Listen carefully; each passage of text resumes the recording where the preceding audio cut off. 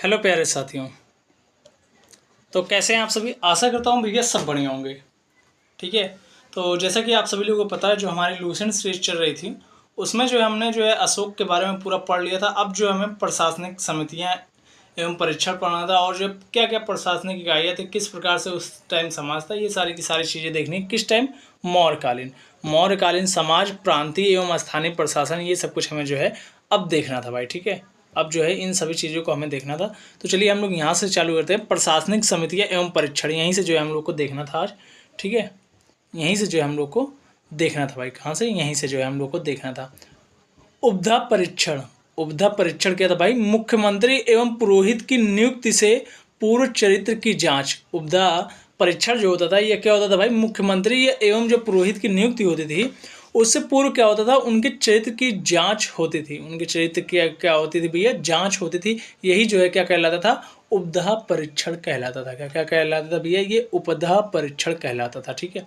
सम्राट की सहायता के लिए मंत्रिपरिषद होती थी, जिसमें सदस्य 12, 16 या 20 होते थे। जिसमें सदस्य कितने होते थे भैया?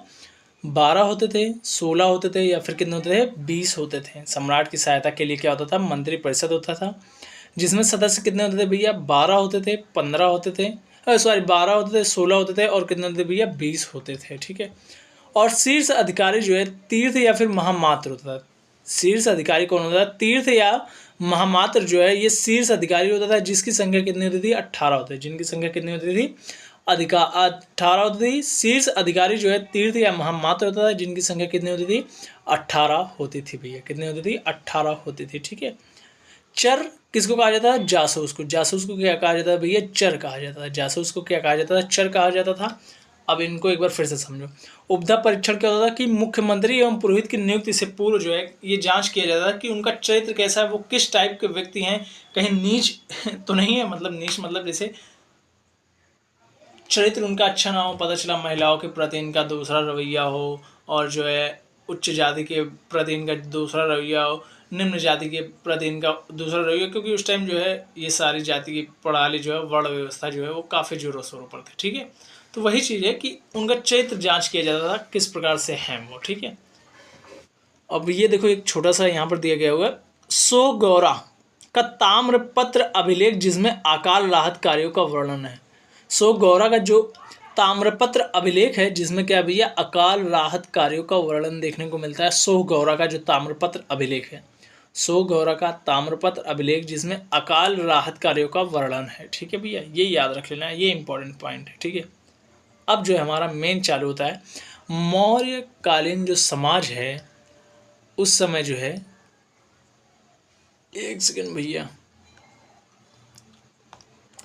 मौर्य समाज प्रांतीय एवं स्थानीय प्रशासन। मौर्य समाज प्रांतीय एवं जो है स्थानीय प्रशासन किस प्रकार से था, वो सारी की सारी चीज़ें चलिए अब हम लोग देखते हैं। ठीक है। क्या देखते हैं भैया? मौर्य प्रशासन एवं प्रांतीय जो है क्या था भैया? प्रांतीय जो है एवं स्थानीय जो है प्रशासन, ये किस प्रकार से था। ठीक है। ये किस प्रकार से था। ठीक है। चलिए हम लोग देखते हैं। प्रशासनिक विभाजन। प्रशासनिक विभाजन किस प्रकार से था भाई? प्रशासनिक विभाजन की संरचना। ठीक है। प्रशासनिक विभाजन की संरचना किस प्रकार से देखने को हमें मिलती है, वो चलिए हम लोग देखते हैं। तो पहले जो है क्या होता था भैया? यह जो है पहले जो है सम्राट होता था, साम्राज्य होता था, जो कि साम्राज्य का राजा क्या कहलाता था? सम्राट होता था। फिर जो है प्रांत, यानी कि जिसको चक्र कहते थे, वो 5 प्रांत होते थे। और जो है इसके जो है प्रशासक जो है कुमार, आर्यपुत्र और जो है या फिर राष्ट्र कहलाता है। ठीक है।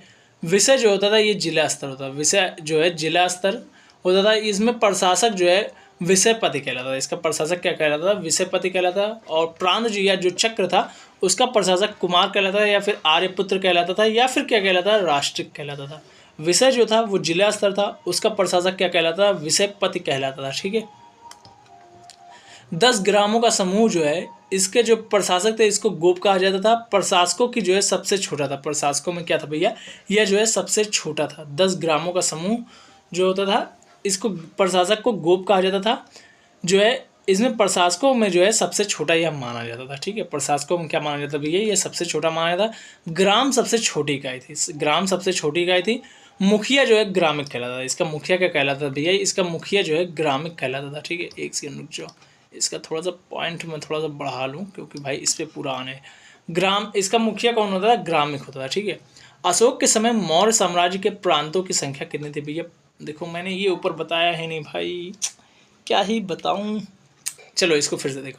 अशोक के समय जो मौर्य समाज था उसमें प्रांतों की संख्या कितनी थी भैया?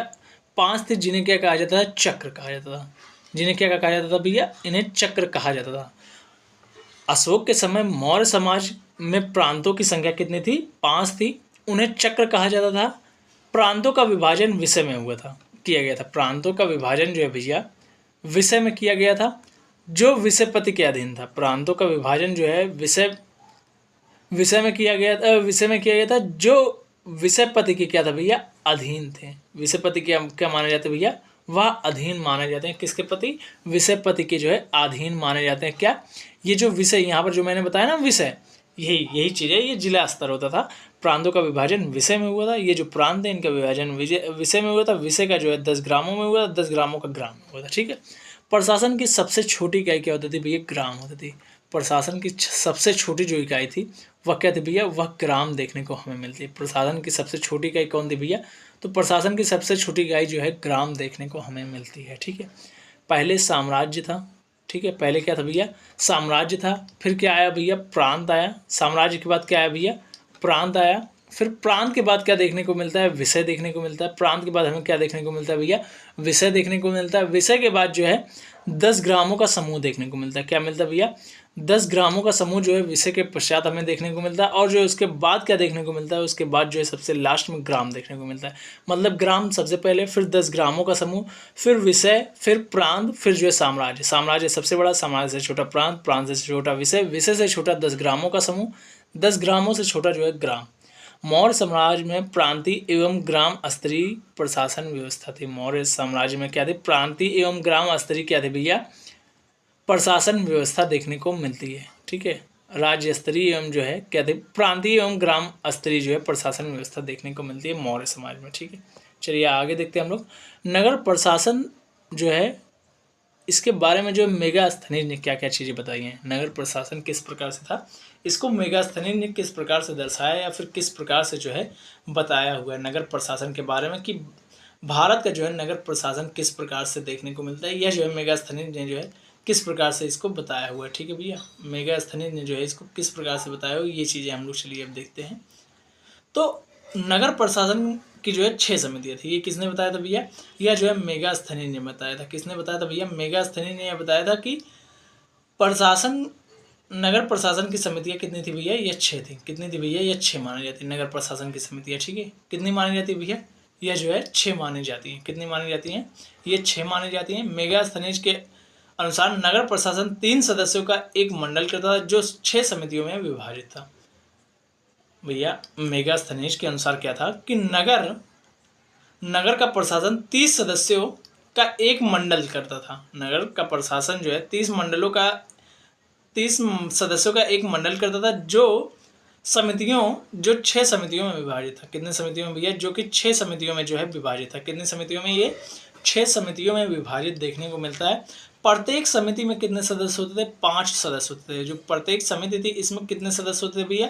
इसमें 5 सदस्य होते थे। प्रत्येक समिति में कितने सदस्य होते थे? 5 सदस्य होते थे।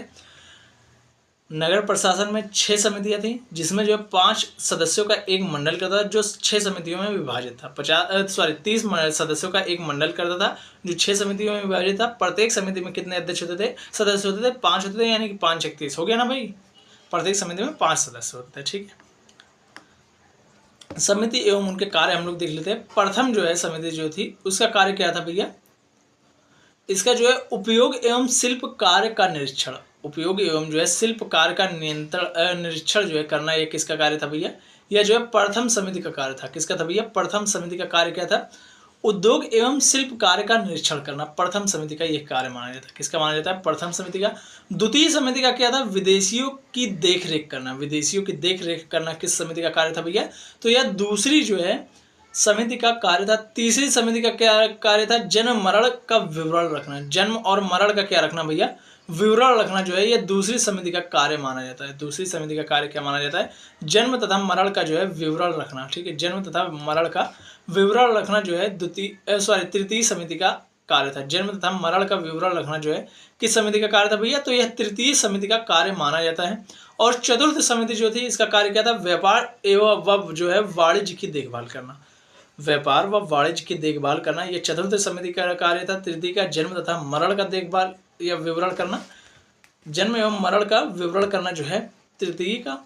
द्वितीय का जो है विदेशियों का देखरेख करना द्वितीय का। और प्रथम का क्या था, उद्योग एवं शिल्प कार्यों की निरीक्षण करना। और चतुर्थ का क्या था, व्यापार व वाणिज्य की देखभाल करना, व्यापार व वाणिज्य की देखभाल करना, ये जो है चतुर्थ का था। चतुर्थ का क्या था भैया, व्यापार एवं वाणिज्य की देखभाल करना। और पंचम का क्या था भाई, पांचवे का क्या था, एक सेकंड रुक जाओ भाई,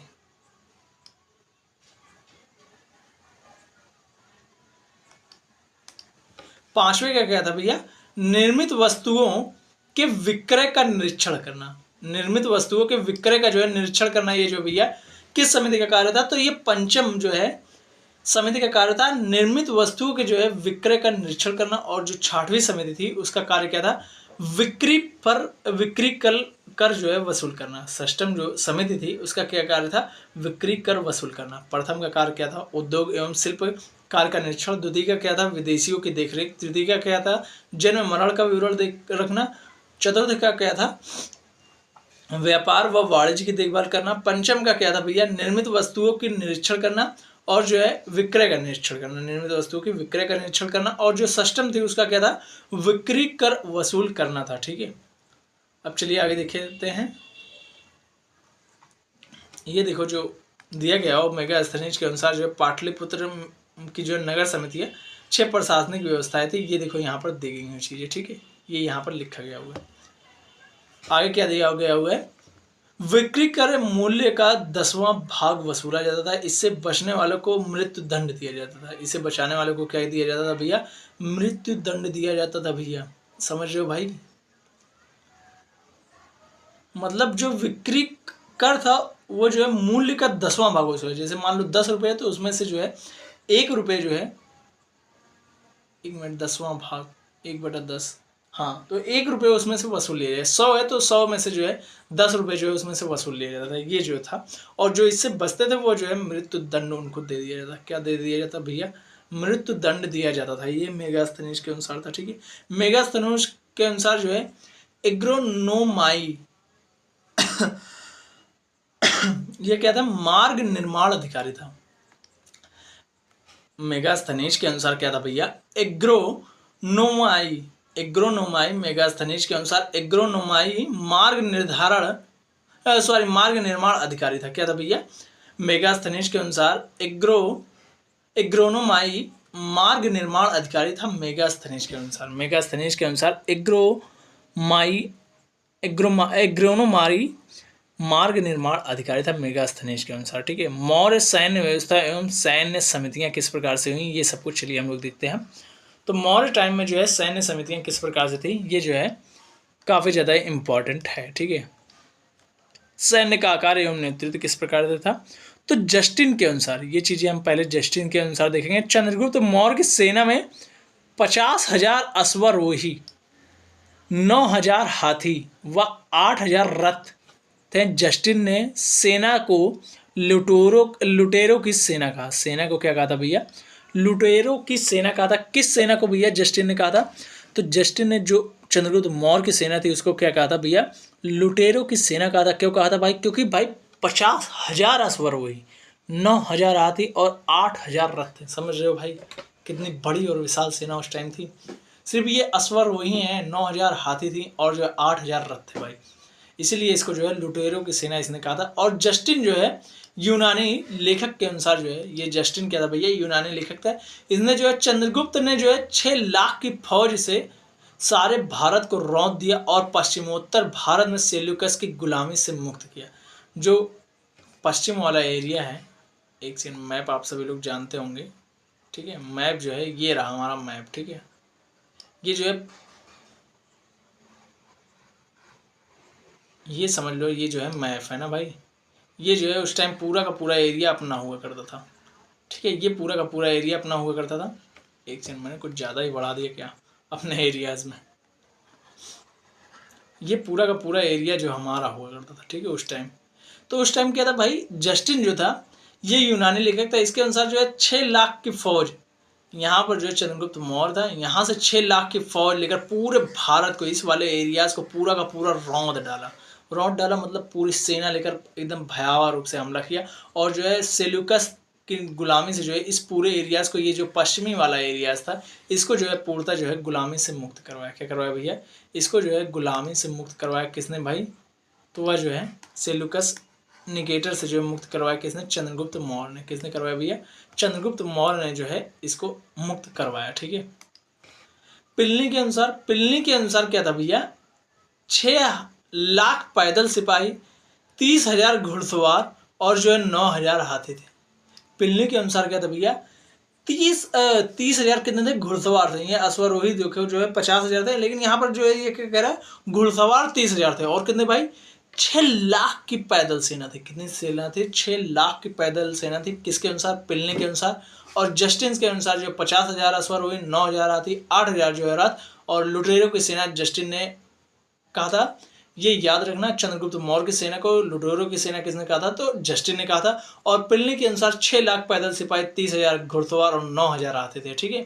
और जो है जस्टिन यूनानी लेखक के अनुसार जो है चंद्रगुप्त मौर्य ने 6 लाख की फौज से सारे भारत को रौंद दिया था। और जो है सेल्यूकस निकेटर से जो है की गुलामी से जो है पश्चिमोत्तर जो भारत था उसको जो है पूर्णतः मुक्त करवाया था। ठीक है।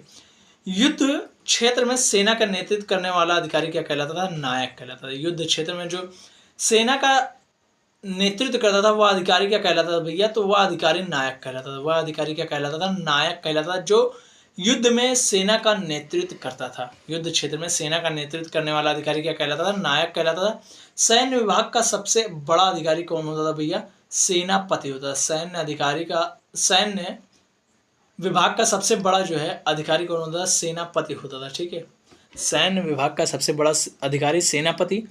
युद्ध क्षेत्र में सेना के नेतृत्व करने वाले अधिकारी को नायक कहा जाता था। सैन्य समितियां एवं उनके कार्य, मेगास्थनीज के अनुसार जो है सैन्य समितियां कौन कौन सी थी, उनके जो है कार्य कौन से थे? तो मौर्य सेना का रख रखाव 5-6 समितियां, ये भाई मैंने आप सभी को बता दिया अभी। ठीक है। पंचम जो है जल सेना की व्यवस्था देखती थी। द्वितीय जो है पैदल सेना की व्यवस्था का देखरेख करती थी। अच्छा ये भाई ओहो सैन्य समितियों की बात हो रही है यहाँ पर भाई। 5 सदस्यीय जो है समितियाँ थी, 6 समितियाँ करती थी। मौर्य सेना का रखरखाव जो है 6 समितियाँ करती थी। इसमें भी जो है इसने कहा था 6 समितियाँ। ठीक है। प्रथम जो है जल सेना की व्यवस्था। द्वितीय जो है एक सेकेंड, तृतीय में पढ़ रहा था। द्वितीय जो सदस्य समिति थी वह जो यातायात एवं रसद की व्यवस्था देखती थी। और जो तृतीय थी भाई वह जो है पैदल देखती थी। वह पैदल यात्रा को जो है निर्धारित करती थी। तृतीय जो थी वो क्या करती थी? पैदल यात्रा को जो है भाई पैदल यात्रा की देखरेख करती थी। और जो चतुर्थ थी वो अश्वरोहियों की सेना की देखरेख करती थी। चतुर्थ क्या थी? अश्वरोहियों की सेना की देखरेख करती थी। पंचम जो है भाई, पंचम क्या करती थी भाई? यह जो है गज सेना यानी कि हाथी की जो है देखरेख करती थी। पंचम जो थी गज सेना हाथी की देखरेख करती थी। और जो छठवीं थी वो थल सेना की देखरेख करती थी। किसकी करती थी? थल सेना की देखरेख करती थी। सैन्य समितियां उनके कार्य क्या कहते हैं? मेगास्थनीज के अनुसार 5 सदस्यीय समिति हुआ करती थी, जो कि 6 समितियां करती थी। 5 सदस्यीय समिति थी, 6 समितियां होती थी। प्रथम जो समिति होती थी वो जल सेना की व्यवस्था देखती थी। द्वितीय यातायात एवं रसद की व्यवस्था देखती थी। तृतीय जो है भाई पैदल सैनिकों की देखरेख। और चतुर्थ जो है अश्वरोहियों की सेना की देखरेख। और पंचम जो है गज सेना यानी कि हाथी की देखरेख। षष्टम जो है रथ सेना की देखरेख करते थे। ठीक है। चंद्रगुप्त मौर्य की विशाल एवं सुसंगठित सेना के विभिन्न अंग ये देख सकते हो यहाँ पर दिया गया हुआ है। ये किस प्रकार से सारी की सारी चीज़ें देखने को मिलती हैं। ठीक है भाई, ये सारी की सारी चीज़ें किस तरीके से देखने को मिलती हैं ये दिया गया हुआ है। इमेज के तरीके से आप लोग देख सकते हैं। गुप्तचर व्यवस्था एवं जो है न्याय प्रणाली। गुप्तचर व्यवस्था एवं न्याय प्रणाली किस प्रकार से थी? तो गुप्तचर विभाग यानी कि स्पाइस सिस्टम किस प्रकार से था? तो गुप्तचर विभाग महामात्य सर्प नामक जो है आमत्य के अधीन था। महामात्य सर्प नामक जो है आमत्य के अधीन क्या था भैया? ये जो गुप्तचर विभाग था महामात्य सर्प नामक जो है आमत्य के अधीन था। कौन सा भैया? गुप्तचर विभाग। गुप्तचर विभाग किसके अधीन था? महात्म में गुप्तचर विभाग जो है यह किसके अधीन था भैया? महात्म में सर्प नामक जो है आमत्य के अधीन था। महात्म में सर्प नामक आमत्य के अधीन था गुप्तचर विभाग। ठीक है। और अर्थशास्त्र में जो है गुप्तचर को गूढ़ पुरुष कहा गया है। अर्थशास्त्र में गुप्तचर को क्या कहा गया भैया? गूढ़ पुरुष कहा गया। क्या कहा गया भैया? गूढ़ जो है वह पुरुष कहा गया। किसको भैया? तो वह गुप्तचर को गूढ़ पुरुष कहा गया। ठीक है। संस्था, एक ही स्थान पर रहकर कार्य करने वाले जो है गुप्तचर संस्था कहलाता है। संचार जो है ये क्या होता था? एक स्थान से दूसरे स्थान पर भ्रमण करके कार्य करने वाले गुप्तचर संचार के अंतर्गत आता है। ठीक है। न्यायालय एवं न्यायाधीश। ठीक है। धर्म स्थानीय क्या होते थे? दीवानी मामलों के लिए न्याय करते थे। दीवानी मामलों के लिए न्याय कौन करता था भैया? तो यह जो है धर्म स्थानीय होता था। कौन होता था भैया? यह जो है धर्म स्थानीय होता था। कौन होता था भैया? धर्म स्थानीय जो है यह जो है दीवानी मामलों के लिए न्याय करता था। और कंटक शोधन, ये जो है फौजदारी मामलों के लिए न्याय करता था। कंटक शोधन क्या करता था भैया? यह जो है फौजदारी मामलों के लिए क्या करता था? न्याय करता था। फौजदारी मामलों के लिए यह क्या करता था भैया? तो यह जो है फौजदारी मामलों के लिए न्याय करता था। कौन? कंटक शोधन। धर्म स्थानीय जो है दीवानी मामलों के लिए न्याय करता था। धर्म स्थानीय। ठीक है। सिविल केसेस के लिए। कंटक शोधन जो है ये फौजदारी मामलों के लिए, क्रिमिनल केसेस के लिए न्याय करता था। ठीक है। न्यायालयों का पदानुक्रम, न्यायालयों का भाई पदानुक्रम किस प्रकार से है? तो राजा का न्यायालय जो है वो सर्वोच्च होता था। राजा का न्यायालय जो है, न्यायालयों का प्रयोग पदानुक्रम किस प्रकार से था? तो राजा का न्यायालय जो है सर्वोच्च होता था। और दूसरे नंबर पर क्या होता है? राजा प्रशासनिक स्तर, संग्रहालय एवं द्रोणमुख न्यायालय। उच्च प्रशासनिक स्तर पर क्या होता था? संग्रहण एवं द्रोणमुख न्यायालय होता था। ग्राम स्तर पर ग्राम न्यायालय होता था। ग्राम स्तर पर क्या होता था भैया? यह जो है ग्राम न्यायालय देखने को मिलता है ग्राम स्तर पर। ग्राम स्तर पर क्या देखने को मिलता है? ग्राम न्यायालय देखने को मिलता है। अशोक के समय जो है जनपदीय न्यायालय के जो है न्यायाधीश को राजुक कहा जाता था। अशोक के समय जो जनपदीय न्यायालय था उसके न्यायाधीश को क्या कहा जाता था? राजुक कहा जाता है। यानी कि जनपदीय न्यायालय के न्यायाधीश को राजुक कहा जाता है। किसके समय में भाई? तो वह जो है मौर्य शासक अशोक के टाइम में कहा जाता था ये। ठीक है। चलिए आगे देखते हैं। मौर्यकालीन अर्थव्यवस्था, समाज एवं जो है पतन।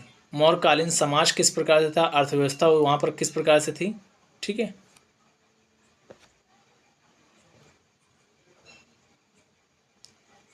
एक सेकंड भाई। मौर्यकालीन जो है समाज किस प्रकार से था, अर्थव्यवस्था किस प्रकार से थी और उसका पतन किस प्रकार से हुआ मौर्यकाल का, ये देखते हैं हम। तो सरकारी भूमि जो है सीता भूमि कहलाती थी। सरकारी भूमि को सीता भूमि कहा जाता है। बिना वर्षा अच्छी खेती वाली भूमि को अदेव मातृक कहा जाता है। बिना वर्षा अच्छी खेती वाली भूमि को क्या कहा जाता है? अदेव मातृक कहा जाता है। अनाज का माप जो है द्रोण में होता था। अनाज का माप जो है भैया द्रोण में होता था। और जो है मुद्रा जो है चांदी की मुद्रा को पढ़ सबसे अधिक प्रचलित कहा, और तांबे की मुद्रा को मापक या मशक कहा जाता है। भाई ये इंपॉर्टेंट है। मुद्रा क्या थी? चांदी की मुद्रा को पढ़ कहा जाता है। चांदी की मुद्रा को क्या कहा जाता है? पढ़ कहा जाता था। सबसे अधिक प्रचलित जो था। और जो है तांबे की मुद्रा को जो है मापक मशक कहा जाता है। क्या कहा जाता था भैया? मापक या फिर मशक कहा जाता था। ठीक है। जो ये आहत सिक्के होते थे, ये आहत सिक्के यानी कि पुराने सिक्के थे, तो इसलिए आहत सिक्के भी इसको कहा जाता है। ठीक है। सरकारी भूमि सीता भूमि कहलाती थी। बिना वर्षा की अच्छी खेती वाली भूमि जो है अदेव मातृक कहलाती थी। और जो है अनाज का माप करने वाली भूमि अनाज का माप करने के लिए जो है द्रोण पद्धति का उपयोग किया जाता था। और मुद्रा, भाई मुद्रा, एक सेकंड रुकना।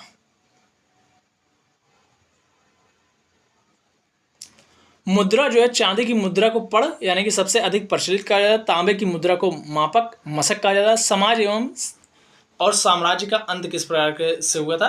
तो मेगास्थनीज के अनुसार, किसके अनुसार भाई? मेगास्थनीज के अनुसार समाज 7 वर्गों में बटा था। पहला दार्शनिक, दूसरा किसान, तीसरा अहिर, चौथा कारीगर और पांचवा सैनिक और छठवां जो है निरीक्षक और जो है सातवां जो है सभासद। भाई मेगास्थनीज के अनुसार समाज कितने वर्गों में बटा था भाई? 7 वर्गों में बटा था। कितने वर्गों में?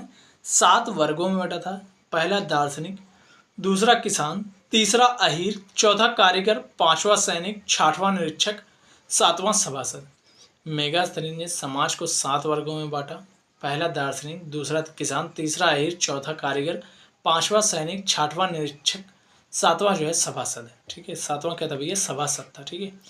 स्वतंत्र वैश्यावृत्ति अपनाने वाली महिला को जो है रूपा जीवा, महिला जो है रूपा जीवा। ठीक है। स्वतंत्र वैश्यावृत्ति अपनाने वाली महिला जो है रूपा जीवा। ठीक। आगे जो है चंद्रगुप्त मौर्य ने नंद वंश विनाश के लिए जो है कश्मीर के राजा प्रवर्तक से सहायता ली थी। मतलब ये प्रश्न इंपॉर्टेंट बन सकता है। चंद्रगुप्त मौर्य ने जो है नंद वंश के विनाश के लिए जो है किस राजा की मदद ली थी? तो कश्मीर के राजा प्रवर्तक की सहायता ली थी। कश्मीर का राजा जो प्रवर्तक था उसकी सहायता किसने ली थी? चंद्रगुप्त मौर्य ने ली थी, जो कि नंद वंश के विनाश के लिए जो है इसने ये कदम उठाया था। ठीक है। स्थापत्य कला, स्थापत्य कला का सबसे सर्वश्रेष्ठ नमूना अशोक के स्तंभ में, विशेषकर सारनाथ में जो है यह जो है स्थापत्य कला के जो है क्या है भैया सर्वश्रेष्ठ जो है नमूने हैं, जो कि अशोक स्तंभ से प्राप्त होते हैं हमें, जो कि कहाँ से भैया? विशेषकर सारनाथ से देखने को मिलता है स्थापत्य कला के बारे में। ठीक है। मौर्य शासन जो है 137 वर्षों तक रहा। भागवत पुराण जो है के अनुसार 10 राजा, वायु पुराण के अनुसार जो है 9 राजा। वायु पुराण के अनुसार 9 राजा, भागवत पुराण के अनुसार 10 राजा, और जो है मौर्य शासन जो है 137 वर्षों तक रहा। ठीक है भाई। अंतिम शासक कौन हुआ भैया? अंतिम शासक वृहद्रथ। अंतिम शासक वृहद्रथ था। इसकी हत्या इसके सेनापति पुष्यमित्र शुंग ने 185 ईसा पूर्व में कर दी थी, और जो है मगध पर शुंग वंश की नींव डाली। मगध पर इसी टाइम क्या हुई भाई? शुंग वंश की नींव डाली, और जो है आखिरी शासक वृहद्रथ है, इसकी हत्या जो है इसी के सेनापति पुष्य शुंग मित्र ने 185 ईसा पूर्व में कर दी थी। यानी कि मौर्य काल जो है 185 ईसा पूर्व में जो है समाप्त हो गया था, और जो है यहीं पर मगध में जो है शुंग वंश की नींव पड़ी थी। अशोकाराम जो है विहार पाटलिपुत्र में था। ये इंपॉर्टेंट है भाई, ये इंपॉर्टेंट है, इसको जो है रेड से मैं कर देता हूँ, को रेड में ले जाता हूँ। ठीक है। अशोका विहार जो है पाटलिपुत्र में था। अशोका विहार कहाँ पर था भैया? यह पाटलिपुत्र में था। ये कहाँ पर देखने को मिलता है? यह अशोका विहार, यह जो है अशोका विहार जो है भैया पाटलिपुत्र में देखने को मिलता है, अशोका विहार। तो आज के लिए भाई बस इतना ही। Thank you so much. मिलते हैं नेक्स्ट क्लास में भाई। ये मैंने जानबूझकर एक पेज सादा लिया है, जिससे आप सभी लोग को कुछ एक्स्ट्रा अगर नोट वगैरह करना हो तो वो आप सभी लोग कर सकते हैं इसमें। ठीक है। और ये लूसेंट सीरीज का जो है आज जो है लगभग 16वां या 17वां क्लास होगी, मुझे श्योर नहीं हो, 17वां या 18वां क्लास होगी। अब आप सभी लोग देखोगे, लेकिन तो हर एक चीज़ कंटिन्यू आप लोगों को मिलेगी। सारी क्लासेज अपने टाइम्स पे मिल रही होंगी, और सब कुछ बेहतरीन तरीके से मिल रहा होगा। ठीक है। Thank you so much. मिलते हैं नेक्स्ट क्लास में, तब तक के लिए bye bye, tata see you. और वीडियो अच्छी लगी हो तो अपने दोस्तों तक शेयर जरूर करना भाई। और इसकी PDF एज इट जैसे यहाँ पर देखने को मिल रही वैसे ही आप सभी लोगों को टेलीग्राम पर अपलोड कर दी जाएंगी। ठीक है भाई। तो आप सभी लोग आनंद लीजिए क्लास का तब, और जो है चैनल को सब्सक्राइब जरूर से कर लेना। ठीक है।